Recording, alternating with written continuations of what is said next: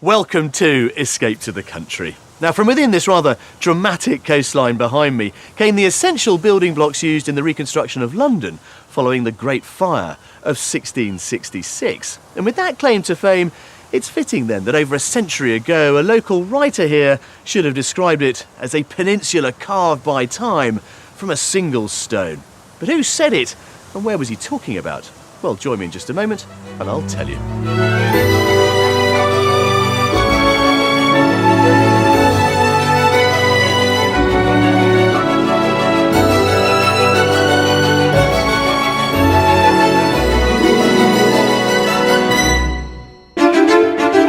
Today, our house-hunting couple want to escape the searing heat of the southern hemisphere and enjoy the charms of rural England. Wow, this is more like it. This is a real country kitchen.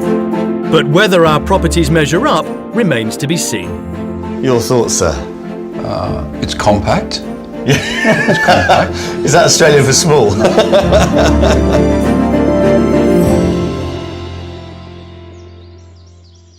Well, today I'm in Dorset, and more specifically I'm in the heart of one of the old quarries here on the Isle of Portland that local legend Thomas Hardy found so inspiring. Now, they've been excavating this stuff since the 17th century, the beautiful fine-grained Portland stone. Sir Christopher Wren used it in his rebuilding of St Paul's Cathedral following the Great Fire of London back in 1666. And since then, well, it's adorned some of the most important architectural landmarks, not just in Britain, but also around the world. Amongst them, Buckingham Palace, the Port of Liverpool building, Manchester's Central Library, even the exterior of the United Nations in New York.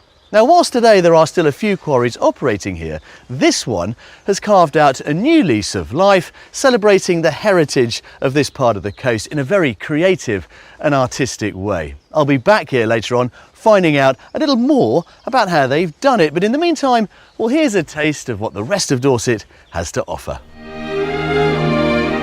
Dorset takes pride of place along England's south coast, with Devon to the west and Hampshire to the east.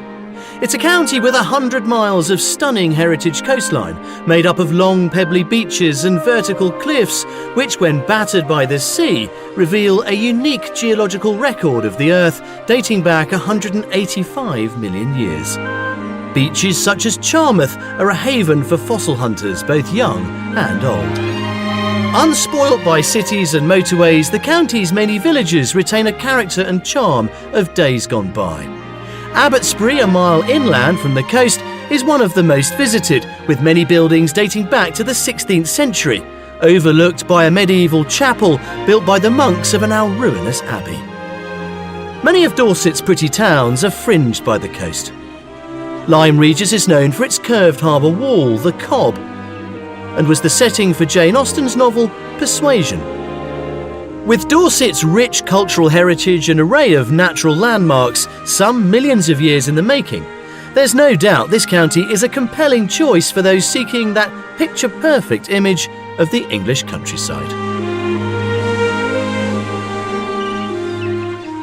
Now, if you follow those quality of life surveys, you may notice that Dorset regularly gets a mention as one of the best places to live in the UK. But no surprise, that appeal does come at a cost. Currently, the average price of a detached property here is some £410,000. That's £80,000 above the national average. And if you talk to the locals, well, they'll tell you that Dorset can provide a higher life expectancy. Maybe that's why many people choose to retire here. Whatever the truth of it, well, word has clearly got out, because today's buyers, well, they've decided to travel from the other side of the world just to live here.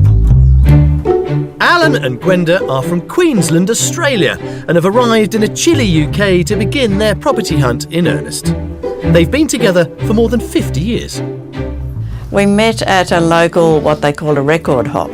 I went with my sister to the record hop and met Alan there, and he asked to take us home, so it had to be with my sister, so we both went home with him at that stage. From there on, we just knew from the first week we went out that we'd be together. Love at first sight, I can still remember that night. Gwenda's a very soft, gentle, generous, loving person. A great mother and a great wife. Gwenda's late grandfather was a British Merchant Navy officer who settled in Australia in the 1920s. Although Gwenda and Alan have holidayed in the UK, it's always been her desire to return to her ancestral homeland on a more permanent basis. Our first trip to England, I felt so at home as though I'd come home. Every time we come here, we're comfortable here. One of their first trips to the UK involved a stop-off in Dorset, and they were immediately struck by the county's beauty. We were driving a little back road because we chose to do the back roads, and we came across a scene that just made us stop, and we got out of the car and just leant over the gate between two hedges and just looked out over the countryside and just thought, this is just beautiful. That was probably the first time we thought, yes, it'd be nice to live here. Until he retired 5 years ago, Alan worked in the Australian music industry, spending long periods away from home. Gwenda was a lab technician before retiring to help look after their 6 grandchildren in Brisbane. With our grandchildren now are almost all grown up and finished school, I don't have the responsibilities I used to have, or we used to have, looking after them. And I think now that we've both retired, we can now fulfil our lifelong dream of coming to live in the UK and just doing what we would like to do for a while. As Queensland's summer temperatures often exceed 30 degrees Celsius, they're looking forward to cooler climes to enjoy their hobbies, which for Alan includes walking. To go into the countryside here is much different to going into the Australian bush. It's softer, more gentle, easier. I'm hoping where we're going, we'll just be able to get out and enjoy that walk and enjoy the country. If I came to live in England, the weather would be a lot cooler and I'd probably get more into knitting and crocheting because it's a bit hot in Australia at the summer time of the year. So after 52 years of marriage but with long periods spent apart from each other, this move to the UK countryside is a chance for them to enjoy a newfound freedom during their golden years. It's a lifestyle change now. To be here means that we're together. We can go and do whatever we like, when we like, as we like.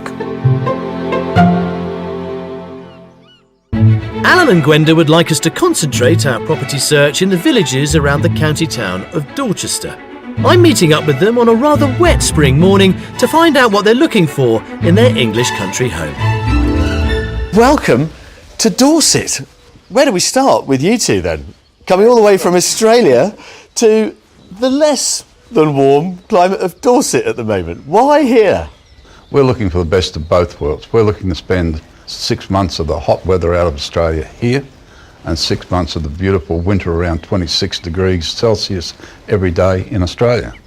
To give us an idea of the sort of property that you are thinking of, because the property market here clearly is very different to what you're used to in Australia.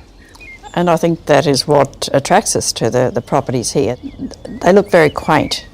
We've had the big house and we've got a big unit we live in now, but I think we want something a bit smaller and a bit more cosy, with a small garden. How much space are we after in terms of bedrooms and reception rooms and that sort of thing? We would like at least 3 bedrooms and room for an office for Alan. What you call a reception room here, which would be a lounge room for us. Yep. We've talked about a big country-style kitchen, a good country-style kitchen, open plan into dining room so that we've got that space. For me, I'd like a garage, definitely, for the car. Are you keen on being within a community, within a village, say? Oh, we don't want to be remote. We actually like people. Good. Now, give us an idea of how much you're planning to spend on this. We'd be looking at investing somewhere in the vicinity of about 450,000 tops. 450,000 British pounds. That's it. Right, well look, the sun is coming out. It's not quite 26 degrees, Alan, but you don't really want that, do you? No. I don't. I don't like this. Well, let's go and see if we can spend your money and find you a toehold in Dorset. Thank you. Let's go. After you. With a maximum budget of £450,000, Alan and Gwenda would like a cottage-style property with a country kitchen. It should provide them with 3 bedrooms, along with an office and garage for Alan. The garden should be manageable, and they'd like to be close to a thriving community. We've scoured the rural property market for a rich mix of delightful Dorset country homes to show them, but I won't reveal the price of each one until after the tour. Lastly, the Mystery House will offer our Antipodean pair something they won't be used to, but will hopefully love. So in considering the properties that we might show you, are there any things that you don't want? We do have a bit of reservation about thatched roofs. Yeah. Because we're not familiar with them in Australia, we don't have them there. So, but that's not ruling it out, though.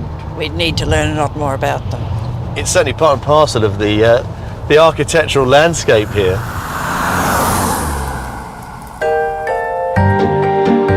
Property 1 is located in the village of Sutton Points, just outside the seaside town of Weymouth. Tucked away beneath the chalky Dorset Downs, there's a popular gastropub and a historic mill pond. In 1908, a serious fire broke out in the village, but by the time the fire brigade arrived, almost a quarter of a mile of buildings were alight. Work on restoration of the village began in 1962, and today it retains much of its traditional character. Our first house is situated on the village outskirts. There we are. That's what I thought we would start with. What do you think? Oh, I love the colour. I love the stone colour. Nice, really nice. Now, the reason I thought this one would be of interest is because, built in 2004, it looks as if the builders have just finished it, to be honest. And given the way you want to use your new home, being able to lock up and leave and know that it's well cared for, I think this is quite a good option. I think it's been done really sympathetically to the area for a new build. Good, right then, let's make a start. Let's see what you think. This contemporary architect-designed property has an interior that's modern and manageable. There we are, Alan. Straight into the kitchen. Your thoughts, sir? It's compact. Yeah. It's compact. Is that Australian for small? No, it's compact. No, seriously, it's good. It's got everything you want. It's modern. I like it. I like the size of it, yeah. Plenty of bench space. There's not a lot to be done from what I can see so far. I don't want to give you a project, you see. No, we definitely don't want it. You will not give me a project. I won't. Believe you me, I won't. Come on, let's have a look at the rest of it. It might not be the old-style country kitchen they were after, but Alan and Gwenda seem open to the idea of a more practical option. The combined living and dining room is to the rear of the property. I mean, I suppose there's no getting away from the compact theme in the living room. It's true. It's quite small, isn't it? It is. It's nice, but it's cosy.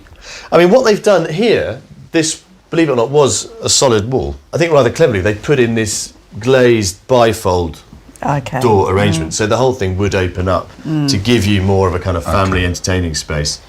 It's a house that leads itself to be minimalistic, isn't it? Really, you don't want it over-cluttered. No. Yeah. I'm beginning to sense that cosy might mean too small. But the wall between the kitchen and living room could be removed, opening up the ground floor, or they could build a conservatory at the rear, subject to consent. Upstairs, the 3 bedrooms are arranged off a main landing and include a bright double with skylights and walk-in wardrobe, along with a single currently used as a music room. There's also a 3-piece family bathroom, and then finally the master. We're thinking this would be yours because it's got the shower en suite. All the rooms have got really good built-in storage, this one being no exception. It's very nice. It's Beautiful. well done. I like the colour scheme. Yeah. So what's the bottom line at the end of it all? Let's go to the garden, and then I'll give you the numbers. Okay. Go on, mate, after you. To the side of the property, there's a single garage for Alan's car. The pleasant south-facing garden at the back is largely laid to lawn, with planted beds which would be easy to maintain when Alan and Gwenda are away travelling. Is this the sort of thing that you regard as manageable? Definitely, yes. It's a perfect space, Exactly. yes. So let's cut to the chase. Madam, make me an offer on the first one. I'd go about £400,000. £400,000, Alan? I think on the size of it, I'd be talking somewhere around the 350 to 360. This is currently on the market for £425,000. We went, well, you were way out. You were far off, to be fair. Yeah. And look, you know, you are tackling a completely different property market to what you're used to. Yeah. So I'm going to forgive you any errors there. Go Go and have a wander around and I will come and find you later on. Thank you. Off you go. See what you might do with your change.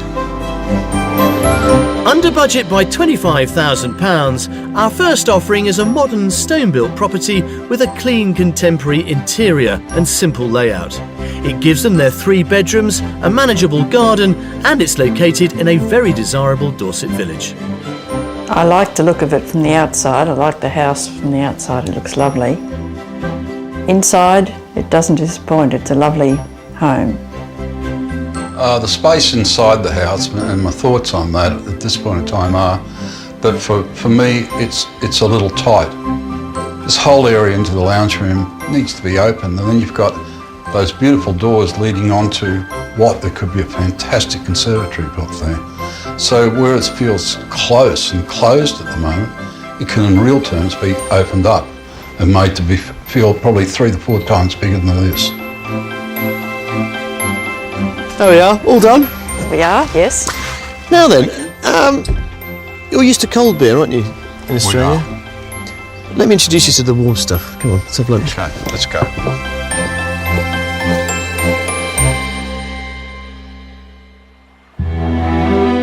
When they moved to rural Dorset, Gwenda and Alan are keen to find volunteering opportunities as a way to discover new pursuits, get involved in their local community and immerse themselves in country living. To gain an insight into the historic houses and farming life in Britain, we've sent them to Kingston Moorwood, a handsome 18th century property built for the then Prime Minister William Pitt's cousin George Pitt and set in a glorious 750-acre estate. The Grade 1 listed building houses an agricultural college and an animal park, along with beautifully landscaped Grade 2 listed gardens. Gwenda and Alan have come to meet Luke Rake, the principal here, to learn more about the estate and find out what volunteering opportunities there are today. We're hoping you can give us some history about this home behind us. Yeah, absolutely. The house was built in 1720, originally in brick. But the building that you can see behind us at the moment clearly isn't covered in brick.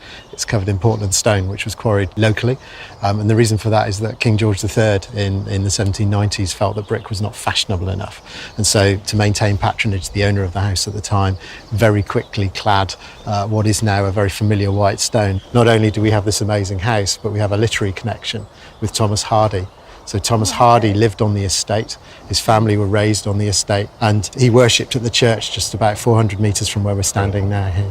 And tell me, what opportunity is there for the locals to become involved in any, say, volunteering activities with the college? Well, there's quite a few. The gardens that we'll see today are immense. You know, we've got 30 acres of formal gardens as well as the 750 acres of the estate. So we actually have quite a lot of people that come in locally to help and support the college in a whole range of ways.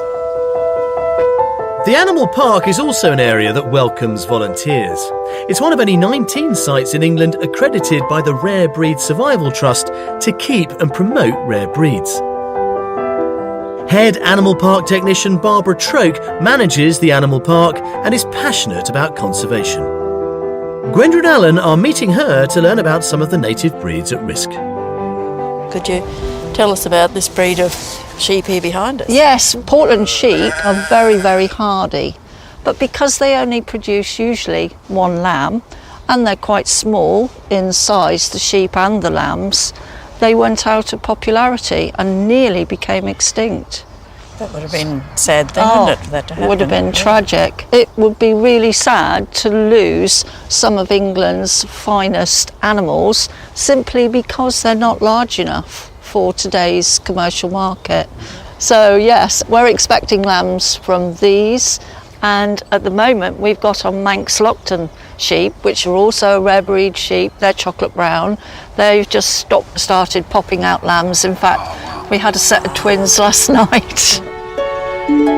Another Manx Lockton ewe here recently had triplets, but sadly she rejected one of them, called Benji.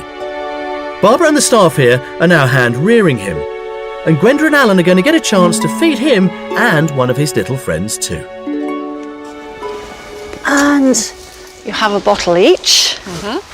And the little ridge there, if you keep that at the top when they start sucking on the bottle, that lets the air escape so that they don't take air into their tummy or they squash the teat flat, just like with little babies. Right, Gwenda, I think you'd rather like little Benji. I think so too. There we go. Now, if he stays there, and if you just show it to him, he'll go for it. All right, let's just... That's it. Oh, there you go. Ah, yes. He's off for treat. As you can see, he's doing very well, even though he hasn't got his mum with him. Oh, hello.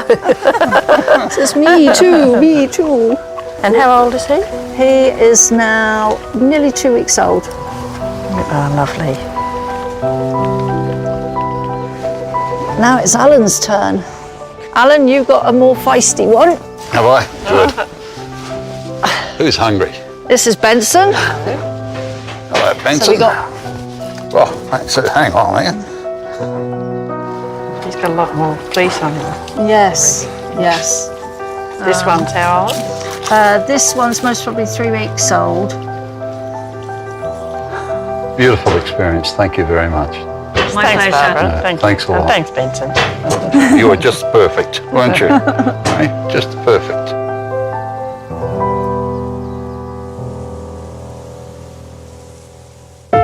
From one perfect experience to, I hope, another, as we continue our property search in the village of Martinstown. Around 4 miles from the county town of Dorchester, the village has a range of amenities and many of the houses are built from locally quarried Purbeck stone. In July 1955, Martinstown was the scene of one of the most extreme rainstorms ever recorded in the UK, when 28 centimetres of rain fell in less than 24 hours. Today, though, there's no sign of rain as we explore our next property, a cottage right in the heart of this pretty Dorset village. Well, for our second one, I thought we'd go for something that was a little bigger and a little older. First impressions? Looks great. It does, looks lovely. Looks great. And this one is full of the sort of character that I think you're looking for. Now you've got us. If I'm right. Should we get inside and see? Let's go. Yes. The original part of this end-of-terrace cottage dates to the 1800s and is packed full of period features. Right then, is this the sort of cosy charm you were thinking of? Yes, Oh my definitely. God, this is fabulous, Yeah. isn't it? What would your family make of this if you shipped them over from Oz? I think they'd all want to come and stay forever. Could be a problem getting rid of them. Getting rid of them. Good. Yes, I get the yes. feeling that we Going are home. definitely on better Definitely tracks. appealing, Yeah. yes. Yeah. yes. Okay. Whereas the sitting room dates to Georgian times, the dining room is a Victorian addition, complete with another brick-built fireplace. Beyond that lies the kitchen in a further extension. There you go. Wow, this is more like it. This is a real country kitchen. Yeah? Not quite what I've been picturing. Oh, really? Well, how does it Yeah. differ?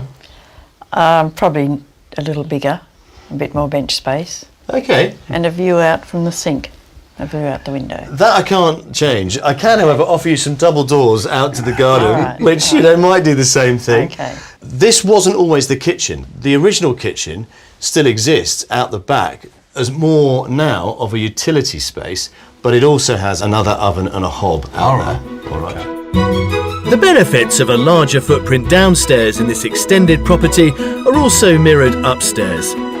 There are 4 bedrooms, 2 at the front of the house, 1 in use as a twin, and a smaller single providing an option for Alan's office.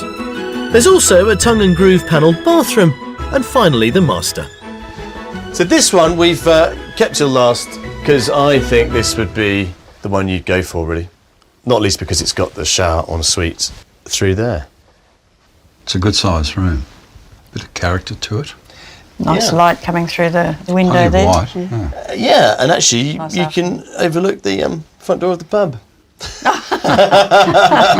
So if he's not back by 11 o'clock and you're in bed reading, you'll know when he's coming Check home. on him, yeah. Yeah. Yeah, okay. No, Looks this, good. this room's quite good. With more enthusiastic reactions to this house than our first, there's just the outside space left to explore. The cottage-style walled garden has been well cared for and stocked with flower and shrub borders and fruit trees. There's also a Victorian-style greenhouse, along with a garage with power that Alan will no doubt be keen to call his own. Well, as you can see, the garden is absolutely charming. It's certainly a bit more garden than you've got at the moment, Alan, in your apartment. It's much bigger than we've got. We've got no garden, so yes. So let's talk about the money on this one, shall we, Alan? Well, I would say that's somewhere between 440 to 450 £1,000. Yeah, Gwenda? I was thinking about 415,000. 415? Oh, that's an optimistic step. Yes. Well, on this occasion, your roles are slightly reversed because you, sir, are pretty much spot on. This is on the market for offers in excess of 450, although I think 450 would do it. Go and have a good explore of it, and I will come and find you a little bit later on. Okay. Thanks very much. Off you go. At the top of their budget, our second house is a characterful stone cottage with period features throughout. It comes with 2 reception rooms and a separate country kitchen. 4 bedrooms provide space for visiting family, and as requested, it gives them a garden that's easy to maintain and a central village location. It's more the style of house that we've had in our minds to look at over here. It's certainly up there. The location is brilliant. It's really lovely. I like the fact that it's very close to Dorchester. The whole village looks like a lovely little village to live in. Well, guys, all done? All done, yes, Just having thank a you. little snoop around. Yeah, I'll bet you were. I've got you in here with your name writ large across the door, Alan's Cave. I don't have to build a bar in there then. It's right there, mate. Well, why don't we? Shall we? It's the end of the day, Definitely, isn't it? yes, Come on.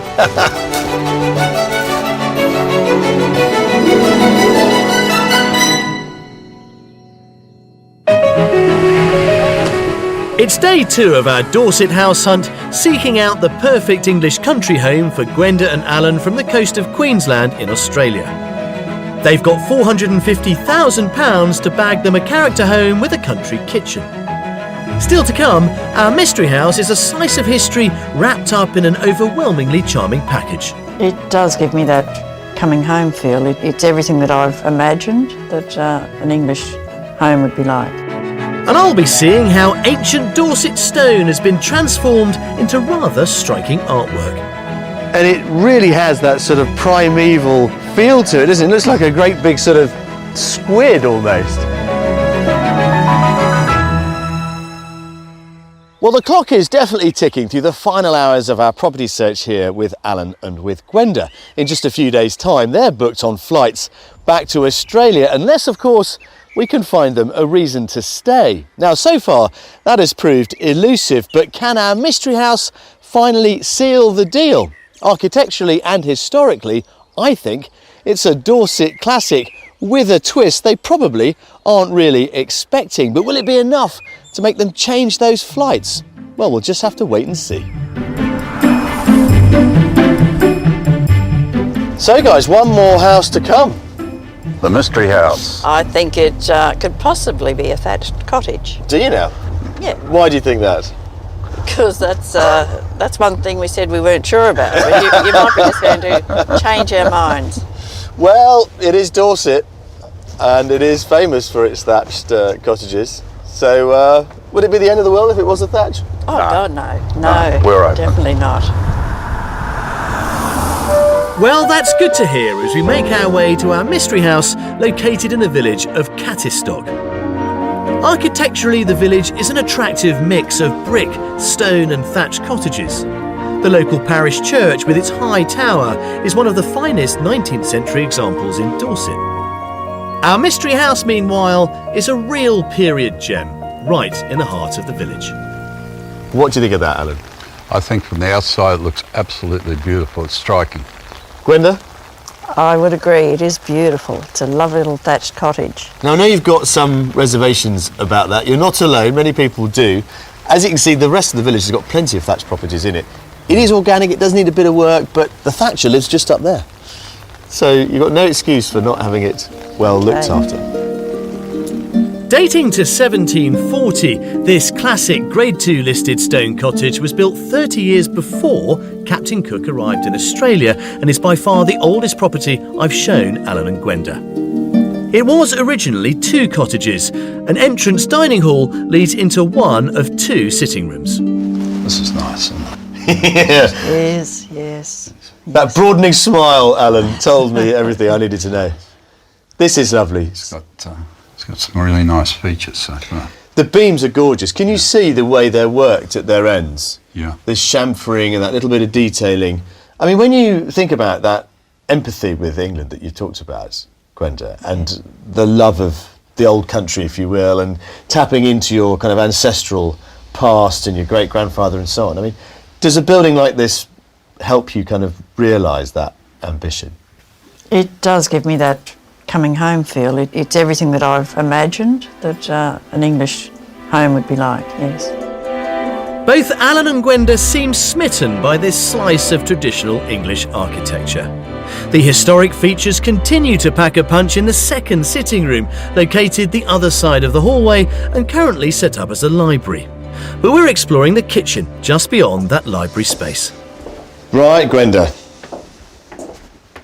This is it, huh? talk to me. It's a nice kitchen, but not a lot of bench space. By that you mean worktop space? Worktop space, yes, yeah. yes. Okay. Where could we improve that? Well, they've got a dresser here. You could also think about putting something across there if you so wished, if you didn't go for the table. So it's not your massive farmhouse kitchen. However, I myself, I mean, easy for me to say, but I myself can forgive it that because of what's going on next door and the rest of the property. Although the kitchen is on the cosy side, there's also a utility room for all the white goods and a downstairs washroom. Upstairs there are 3 double bedrooms, all in the eaves and all featuring exposed stonework. There's also a small study area and a functional family bathroom. Now you can see why I've kept this one Oh, until last. Ah, yes. beautiful. It's a beautiful room. It's worth just taking it all in, really. It's got so many fascinating and quirky features. I think this one really does recommend itself because it's got the space, it's got the history, it's got the location, and, you know, I think it's somewhere you would be really proud to kind of share with your definitely. visiting friends and family. Yeah. Yes. With the age and character of our mystery cottage clearly hitting the mark, we brave the elements to explore what's on offer outside. Set out in a courtyard style, the garden is to the rear with an oval-shaped lawn surrounded by mature borders. Accessed from the garden is an artist's studio, which could make an excellent home office for Alan. But there's a trade-off with our mystery house, as there's no garage for his car. So that's it. That's what's on offer with our mystery house. I think we'd all agree a really interesting property. So there's one more bit to discuss. What do you think that is, Gwenda? This is going to be at the top of our budget, if Yeah. not over, about $465,000. £465,000.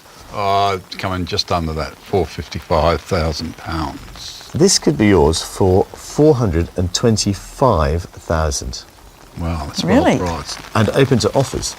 Open Is that to right? offers. Go on then, off you go. Okay. Our mystery house is yours Well, for a bit. Can't give it away, much as I'd like to. Our mystery house may be topped with thatch, but it's £25,000 under budget, giving Gwenda and Alan a strong option for their classic country home. There are 2 sitting rooms to choose from and 3 bedrooms upstairs. The courtyard garden is manageable and it's situated in the heart of a lovely Dorset village. It is beautiful. It's been very, very well maintained. It's got real street appeal. One of the things we are concerned about is that there's no car accommodation. the rooms are a good size, the whole thing flows well from room to room. It would be a perfect little house to come to Dorset to live in for the winter in a perfect little village.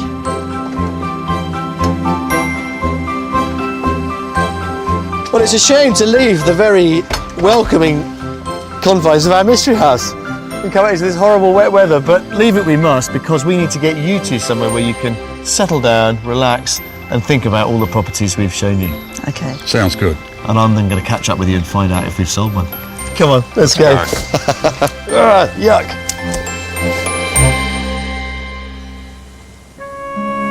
Stretching away from Dorset's southernmost tip, the Isle of Portland is attached to the mainland by the beautiful Chesil Beach. The island's famous Portland stone has been quarried since Roman times, and the pale limestone has not only been used to build many iconic landmarks in London, but numerous others further afield. Tout Quarry, perched high up overlooking Chesil Beach, opened in 1750 and operated until 1982. I've come to meet Ralph Stone, an 18th generation quarryman who spent his working life here, and his name gives a clue as to his long family history. So when did you actually start working the quarry then, Ralph? 1959, How old were you then? 15. 15. I was an apprentice quarryman for 5 years.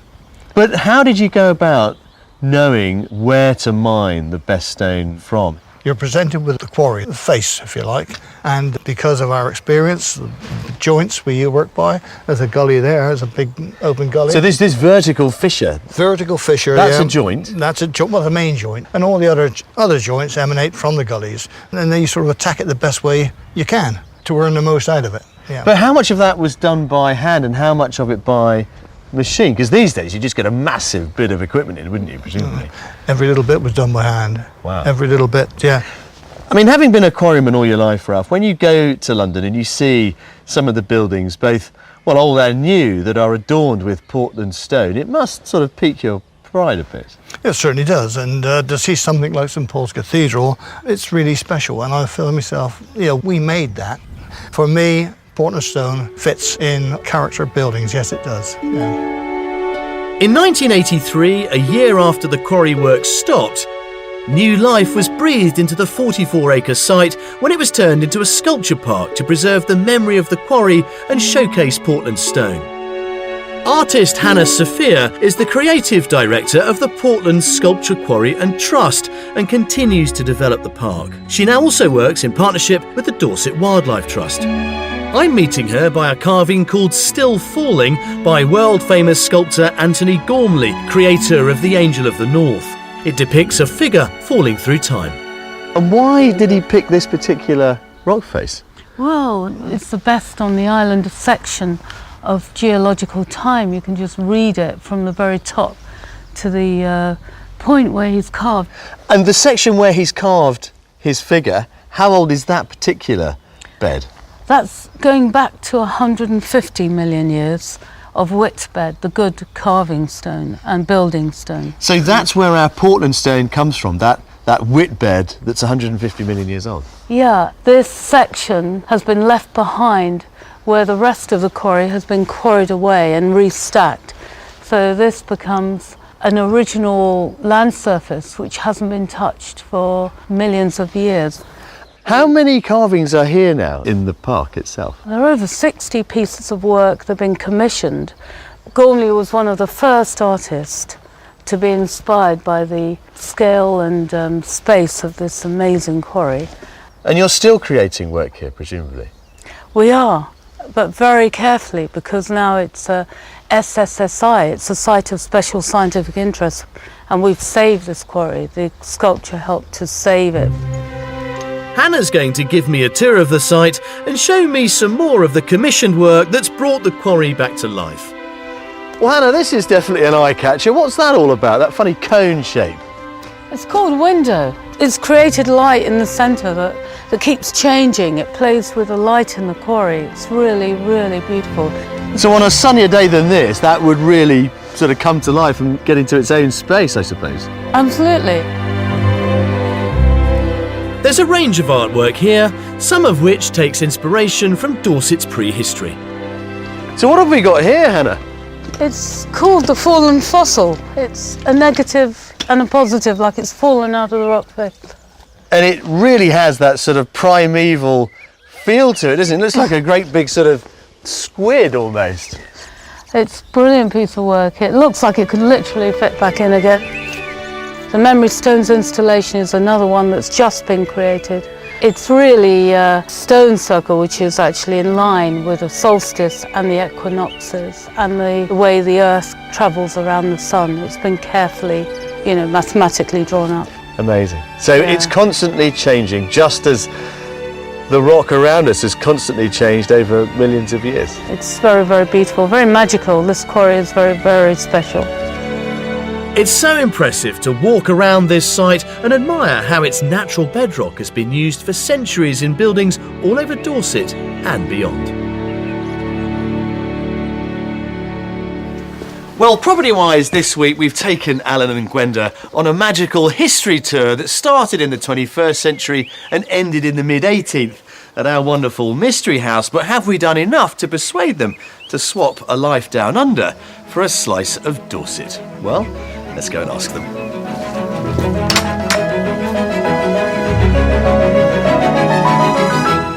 We've given you three, I think, quite interesting properties here in Dorset to consider that might encourage you to finally make the move.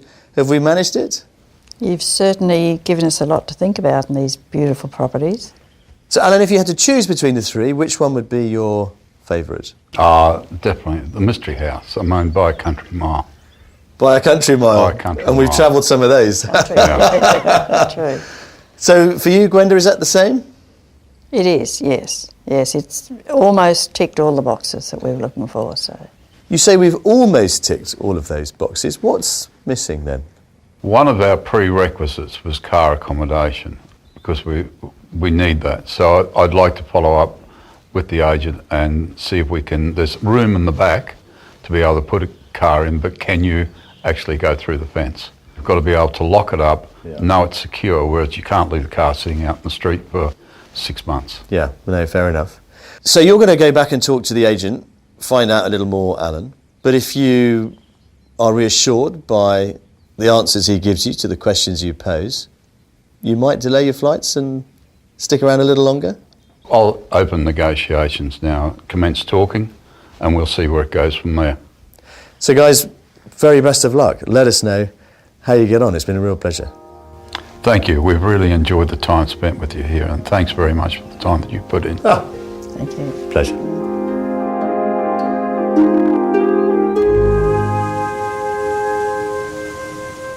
Now, when most people escape to the country, it usually means a car journey of a few hours, followed by a truck full of their belongings. But for Alan and Gwenda, well, their escape to the country is going to mean a journey of some 10,000 miles from the other side of the world and the rather exotic surroundings of Australia's Sunshine Coast to this, Dorset's Jurassic Coast.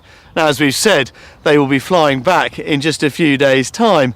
Let's just hope they bought a return. I'll see you next time. Gwenda and Alan did make an offer on the mystery house, which was unfortunately not accepted. So their Dorset property search continues, and we wish them the very best of luck. If you would like to escape to the country in England, Northern Ireland, Scotland or Wales and need our help, you can apply online at bbc.co.uk/be on a show.